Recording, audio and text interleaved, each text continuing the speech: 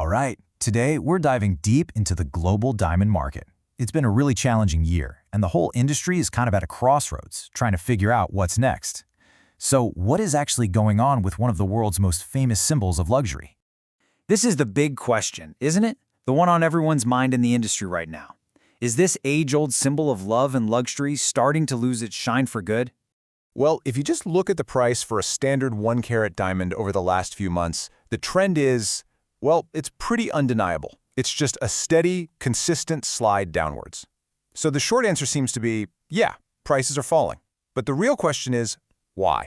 To really get the full picture, we need to look past just a single chart and dig into the hard data. And trust me, the numbers show a market that is under some serious pressure. Okay, let's just start with the most dramatic figure right here. That's the price drop for half-carat diamonds year over year, a drop of over 25%. That is a massive, massive hit for one of the most popular diamond sizes out there.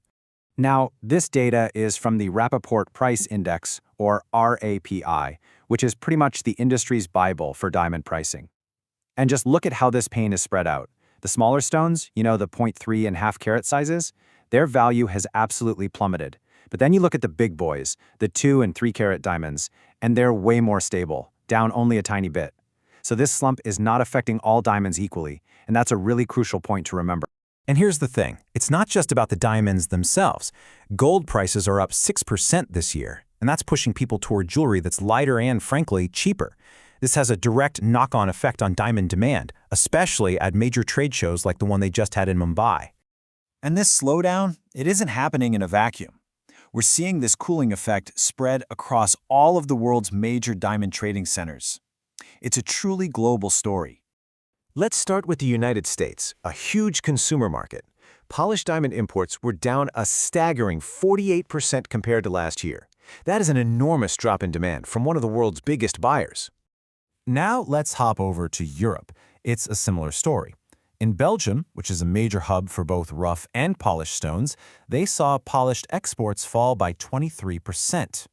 And in Israel, another critical center for the diamond trade, polished exports dropped by 22%. So it's pretty clear this is a widespread systemic issue that's hitting the entire global supply chain. Okay, so those big numbers tell us what's happening, but they don't tell us how it feels on the ground. So let's zoom in and get a sense of the mood, the sentiment, coming directly from the trading floors. And honestly, it's a bit of a mixed bag, but the overall vibe is cautious. The US had a decent holiday season, but big news, like the owner of Saks filing for bankruptcy, is making everyone nervous. India is sluggish. Sentiment in Israel is low. Belgium is seeing demand, but only for the very top-end, expensive stones. Hong Kong is holding steady, but again, that's partly because of that rising demand for gold. Now this chart from Angola's rough diamond sales, it gives us a really fascinating clue about one of the root problems here. Look at this. The volume of carats they sold shot up by 70%, but the total money they got for them only went up by 21%. What does that tell you? It points to a flood of lower value, cheaper goods hitting the market, and that's what's pushing down prices for all those smaller stones. But, and this is a big but, in the middle of all this gloom, there is a fascinating twist. One specific part of the market isn't just surviving, it is thriving. And it turns out, the actual shape of the diamond matters now more than ever. Here's the core of it, right here. The classic round brilliant cut diamond, the one that's been king for decades, is facing pretty weak demand. But at the same time, these so-called fancy shapes are seeing much, much stronger interest. So what are we even talking about here? A fancy shape is really simple. It's any diamond that isn't cut into that traditional round shape. So think ovals, pears, emerald cuts, you name it. And the demand is incredibly specific.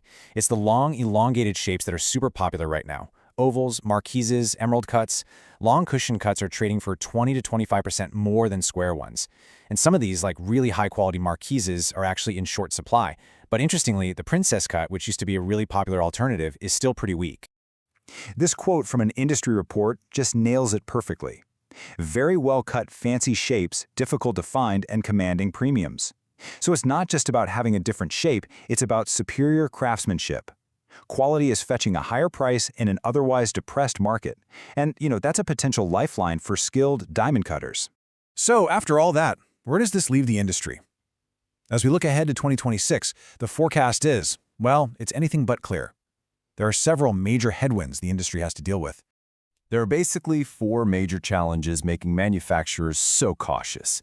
You've got the constant competition from lab-grown diamonds, you've got uncertainty around global tariffs, there's a Chinese market that still hasn't really bounced back, and, of course, that oversupply of small rough diamonds we saw a hint of in the Angola data. And that brings us to the final crucial question. With all these different things in play, from falling prices for small round diamonds to a huge surge in demand for fancy ovals, it's completely unclear if 2026 will bring any kind of recovery. Is the diamond market just weathering a storm, or are we actually watching a fundamental, permanent shift in what we value in a diamond? Only time will tell.